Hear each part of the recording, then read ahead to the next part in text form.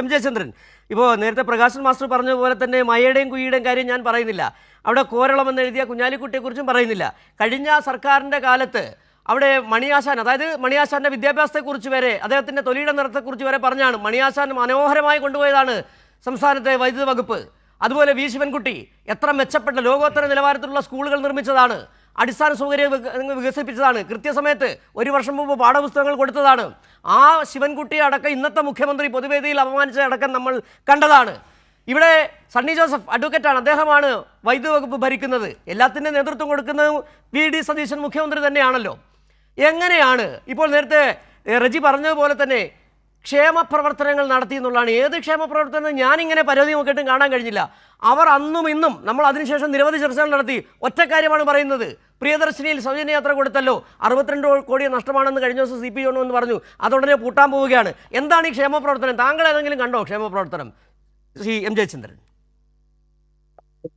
സിജു, റജി ഉന്നയിച്ച രാഷ്ട്രീയമായ ചില അവകാശവാദങ്ങൾക്ക് പ്രകാശൻ മാസ്റ്റർ രാഷ്ട്രീയമായി തന്നെ കൃത്യമായ മറുപടി പറഞ്ഞു കഴിഞ്ഞിട്ടുണ്ട്. ഞാൻ അതുകൊണ്ട് മറ്റു ചില വിഷയങ്ങൾ റജിയെ ശ്രദ്ധപ്പെടുത്താനാണ് ആഗ്രഹിക്കുന്നത്. അതിൽ ഏറ്റവും പ്രധാനം, പ്രിയപ്പെട്ട റജി, ഇന്നത്തെ ഇന്ത്യൻ എക്സ്പ്രസിന്റെ 1-ാം പേജ്, അതിൽ ഇങ്ങനെ ഒരു വാർത്തയുണ്ട് കേട്ടോ. 1-ാം പേജ് വാർത്തയാണ്, the tough queries await League ministers at Panakkad meet. Heading തലക്കെട്ടതാണ്. എന്നിട്ട് ഞാൻ ഒരു വാചകം വായിക്കുന്നത്, താഴേക്കുള്ളത്, എമിഡ് mounting criticism from within its own ranks. Just 2 months after the UDF government took office, the IUML leadership has convened a crucial meeting of all its ministers at Panakkad on Friday. അതായത് ഇന്ന് വളരെ നിർണായകമായ ഒരു യോഗം പാണക്കാട് തങ്ങൾ IUML മന്ത്രിമാരുടെ യോഗം വിളിച്ചിരിക്കുന്നു. ഈ league മന്ത്രിമാർക്കുള്ള അസംതൃപ്തിയെ കുറിച്ച് നിർണായകമായ യോഗമാണ് വിളിച്ചേക്കുന്നത്. അത്രയും പറയുന്നുള്ളൂ അതിനെ സംബന്ധിച്ച്. പിന്നെ വിഴിഞ്ഞത്തിന്റെ ഒക്കെ പ്രശ്നം പ്രകാശൻ മാസ്റ്റർ പറഞ്ഞതോടെ ഞാൻ മറ്റൊരു കാര്യം ഓർപ്പിക്കാം. കഷ്ടിച്ച് 1 മാസം മുൻപ്, കഴിഞ്ഞ മാസം 19-ാം തീയതിയാണ് സംസ്ഥാന ബജറ്റ് ധനകാര്യമന്ത്രി കൂടിയായ മുഖ്യമന്ത്രി അവതരിപ്പിച്ചത്. ആ ബജറ്റിൽ 4 മെഗാ പ്രോജക്റ്റുകൾ മുഖ്യമന്ത്രി പ്രഖ്യാപിച്ചു. എന്തൊക്കെയാണത്? 1 മിഷൻ സമുദ്ര, blue economy, 3 rare earth corridor, 4 കേരളത്തിനെ പോർട്ട് സിറ്റി ആക്കുക. ഈ 4 കാര്യങ്ങൾ പ്രഖ്യാപിച്ചു. ഈ പ്രഖ്യാപനത്തിന് ശേഷം ഇപ്പോ ഈ ഞായറാഴ്ചയാകുമ്പോൾ 1 മാസമാകും റജി. ഈ പ്രഖ്യാപനത്തെ പറ്റി ഏതെങ്കിലും കോൺഗ്രസ് നേതാവ്, ഏതെങ്കിലും UDF നേതാവ്, ഏതെങ്കിലും മന്ത്രി, ഇനി ഇവരൊക്കെ മാറ്റി വെച്ചേക്കൂ, സ്വന്തം മുഖ്യമന്ത്രി എന്തെങ്കിലും പിന്നീട് ഇതുവരെ പറഞ്ഞു? 4 മെഗാ പ്രോജക്റ്റുകളാണെന്ന് ഓർക്കണേ. അതിനെപ്പറ്റി ഇന്നേ ഒരക്ഷരം സംസാരിച്ചോ? സഭയ്ക്കകത്തോ പുറത്തോ കോൺഗ്രസ് തലത്തിലോ എന്തെങ്കിലും സംസാരിച്ചോ?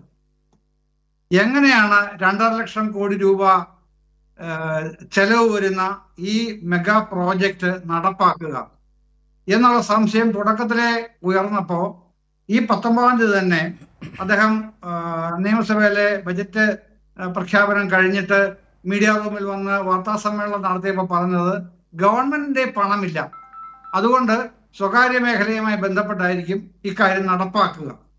സ്വകാര്യ മേഖലയുമായി എങ്ങനെ ബന്ധപ്പെട്ടാണ് എന്നതിനെ സംബന്ധിച്ച് അന്നത്തെ ദിവസത്തിന് ശേഷം ഇന്നേ വരെ ഒരു വിവരവും ആർക്കുമില്ല. എന്താണ് നടപ്പാക്കുക എന്നുള്ളതും അറിയില്ല, പദ്ധതി എന്താണെന്നുള്ളതിനെ സംബന്ധിച്ച് അറിയില്ല, അതിൻ്റെ ഒരു ഡ്രാഫ്റ്റ് പോളിസിയെങ്കിലും ഉണ്ടോ എന്നതിനെ പറ്റി അറിയില്ല. എന്ത് ഭരണമാണിത്? എന്ത് ഭരണമാണ് റജീദ്? അത് എൻ്റെ സ്വപ്നങ്ങളാണ് എന്ന് പിന്നീട് വന്നിരുന്ന വാർത്താ സമ്മേളനത്തിൽ പറയുന്നതിൽ വല്ല അർത്ഥവുമുണ്ടോ? ഭരണാധികാരിയാണ് അദ്ദേഹം. അദ്ദേഹം ഏതെങ്കിലും സ്വപ്നാടകനല്ല, വഴിയാത്രക്കാരനല്ല, പ്രതിപക്ഷത്തിരിക്കുന്ന ഒരാളല്ല. കേരളത്തിന്റെ ഭരണയന്ത്രത്തിന്റെ നായകനായ മുഖ്യമന്ത്രിയാണ് അദ്ദേഹം. അപ്പൊ ആ നിലവാരത്തിലേക്ക് ഉയർന്ന് സ്വന്തം പ്രഖ്യാപനങ്ങൾക്ക് തത്തുല്യമായ വിശദീകരണങ്ങൾ നൽകാനായി ഉത്തരവാദിത്തപ്പെട്ട മുഖ്യമന്ത്രി എന്താണ് കാണിക്കുന്നത്? അതിനെ സംബന്ധിച്ച് UDFനോ കോൺഗ്രസ് പാർട്ടിക്കോ KPCCക്കോ AICCക്കോ അല്ലെങ്കിൽ ബന്ധപ്പെട്ട നേതാക്കൾക്കോ എന്തെങ്കിലും അഭിപ്രായമുണ്ടോ? അതൊന്നും അതൊന്നും ഇല്ലാതിരിക്കുകയാണ് പൊടുന്നനെ ഒരു പ്രഖ്യാപനം നടത്തുകയാണ്. ടാറ്റാസ് കേരളത്തിലേക്ക് വരുന്നു, കപ്പൽ നിർമ്മാണത്തിന് 10,000 കോടി രൂപ ഇൻവെസ്റ്റ് ചെയ്യും.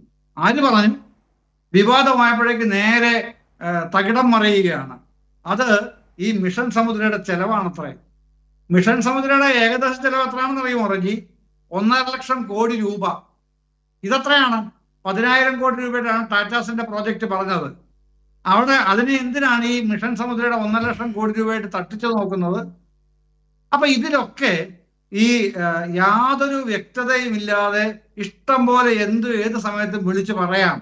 അല്ലെങ്കിൽ ഒന്ന് ആലോചിച്ച് നോക്കൂ റജി, 1.5 ലക്ഷം കോടി രൂപയുടെ ഒരു പ്രപ്പോസ്ഡ് പ്രോജക്റ്റ് 10,000 കോടി രൂപയുടെ ഒരു പദ്ധതിയുമായിട്ട് ഏത് നിലയ്ക്കാണ് ഒന്ന് കോയിൻസൈഡ് ചെയ്യാൻ കഴിയില്ലല്ലോ. അപ്പൊ ഇതൊക്കെ എന്തെങ്കിലും പറഞ്ഞു പോവുക. അപ്പോഴാണ് ഈ പശ്ചാത്തലത്തിൽ വേണം ഞാൻ മുമ്പേ ആദ്യം വായിച്ച വാർത്തയുടെ പശ്ചാത്തലത്തെ കാണാൻ, അതിന്റെ ഉള്ളടക്കത്തെ കാണാൻ. മന്ത്രിമാർക്ക് പരസ്പരമുള്ള മന്ത്രിസഭയിലുള്ള ഭിന്നതകളെ കുറിച്ച് സീരിയസ് കൺസേൺസ്, ഗൗരവതരമായ ഇഷ്യൂസ് ആണ് ഉള്ളത്. അത് സംബന്ധിച്ച് ചർച്ച ചെയ്യാനാണ് പാലക്കാട് മീറ്റിംഗ് വിളിക്കുന്നത്. ഇന്നത്തെ മീറ്റിംഗ് കൂടാതെ നാളെ കോഴിക്കോട് വെച്ച് വിശാലമായ നേതൃയോഗം വേറെ കൂടുന്നുണ്ട് കേട്ടോ. അപ്പോ ഇതിന്റെയൊക്കെ സൂചനകൾ എന്താണ് തരുന്നത്? ഭരണത്തിൽ രണ്ടാമത്തെ പ്രബല കക്ഷിയായ മുസ്ലിം ലീഗിന് ഒരു തൃപ്തിയുമില്ല എന്നുള്ളതല്ലേ സത്യം. പല വട്ടങ്ങളിലായിട്ട് അവരത് പരോക്ഷമായി പറഞ്ഞിട്ടുണ്ട്. സ്ട്രെയിറ്റ് ആയിട്ട് എന്നാണ് പറയുന്നത് എന്ന് മാത്രമേ കേരളത്തിന് അറിയാനുള്ളൂ. പരോക്ഷമായിട്ട് അവരത് പറഞ്ഞു കഴിഞ്ഞിട്ടുണ്ട് ഇതിനകം തന്നെ. അതാണ് ഒരു വശത്ത്. മറുവശത്തോ ഇപ്പോ സിജു ചോദിച്ചതുപോലെ ഇങ്ങനെ നാഥനില്ല കളിയാക്കി ഇട്ടേക്കാമോ KPCC പ്രസിഡന്റ്? താങ്കൾ ഇരിക്കുന്ന കസേരയാണല്ലോ ഇപ്പോ വൈദ്യുതി മന്ത്രി കസേര. താങ്കൾക്ക് ഷോക്ക് അടിച്ചോ എന്നാണ് കോൺഗ്രസ്സുകാർ തന്നെ ചോദിക്കുന്നത്. കാരണം രാവിലെ ഉച്ചയ്ക്കും വൈകുന്നേരവും രാത്രിയിലൊക്കെ ഓരോരോ തരത്തിലാണ് വർത്തമാനം പറയുന്നത്. ഒരു വൈദ്യുതി മന്ത്രിയാണെന്നുള്ള അധികാര പദവിയില്ലേ, അതിൻ്റെ അകത്തെ കാര്യങ്ങൾ വേണ്ട വർത്തമാനം പറയാൻ. അതിന് പകരം പരസ്പര വിരുദ്ധമായി ആദ്യം പറഞ്ഞത് എൽനിനോ കാരണമാണ് ഇതൊക്കെ ഉണ്ടായത്. പിന്നീട് പറയുന്നത് കഴിഞ്ഞ ഗവൺമെന്റിന്റെ കുഴപ്പമാണെന്ന് പറയുന്നു. പക്ഷെ നിങ്ങൾ ജൂലൈയിൽ എത്ര മെഗാവാട്ടാണ് നിങ്ങൾ വിലയ്ക്ക് വാങ്ങിക്കാൻ തീരുമാനിച്ച് എഗ്രിമെന്റ് ഉണ്ടാക്കിയത്? കേവലം 150 മെഗാവാട്ട് അല്ലേ? കേരളത്തിന്റെ ആവശ്യത്തിന് എവിടെ തികയുമെന്നാണ് വിചാരിക്കുന്നത്? 150 മെഗാവാട്ട് വൈകുന്നേരം ആയപ്പോഴത്തേക്ക് പ്ലേറ്റ് മാറ്റി 200 മെഗാവാട്ടോടെ അധികമായിട്ട് വാങ്ങിക്കാൻ പോവുകയാണെന്ന്. ഇങ്ങനെ ഒരു പ്ലാനിങ് ഇല്ലാത്ത ഒരു മിനിസ്ട്രി ആയിട്ട് വൈദ്യുതി വകുപ്പിനെ ആരാണ് മാറ്റി തീർത്തത്? അവിടെ മന്ത്രിക്ക് പുറമെ ഉദ്യോഗസ്ഥ പ്രമാണിമാരും ഇല്ലേ അദ്ദേഹത്തിന് ഉപദേശിക്കാനായി? ഇല്ലേ? അതോ കിട്ടുന്നത് മുഴുവനും തെറ്റായ ഉപദേശങ്ങളാണെന്നാണോ നമ്മൾ അനുമാനിക്കേണ്ടത്? നമ്മൾ ഞാൻ അടക്കമുള്ള പ്രകാശൻ മാസ്റ്ററും സിജു അടക്കമുള്ള പൊതുജനം വിചാരിക്കേണ്ടത് തെറ്റായ ഉപദേശങ്ങളാണ് നിരന്തരം ഈ മന്ത്രിക്ക് കിട്ടുന്നത് എന്നാണ് വിചാരിക്കേണ്ടത്. ഏതായാലും ആ കഷ്ടം എന്നുള്ള നില പറഞ്ഞ് നിർത്താൻ കഴിയില്ല. തികച്ചും പ്രതിഷേധാർഹമാണ് മന്ത്രിയുടെ വൈദ്യുതി മേഖലയിലെ പ്രവർത്തന പരിചയം ഇല്ലാത്തത് കൊണ്ട് ഒരു പ്രശ്നവുമില്ല. ആർക്കാണ് പ്രവർത്തന പരിചയമുള്ളത്? മുഖ്യമന്ത്രിക്ക് ധനകാര്യ രംഗത്ത് എന്ത് പ്രവർത്തന പരിചയമാണ് ഭരണരംഗത്തുള്ളത്? അദ്ദേഹം അത് കൈകാര്യം ചെയ്യുന്നില്ലേ? മുഖ്യമന്ത്രിയുടെ കയ്യിൽ എത്ര വകുപ്പുണ്ട്?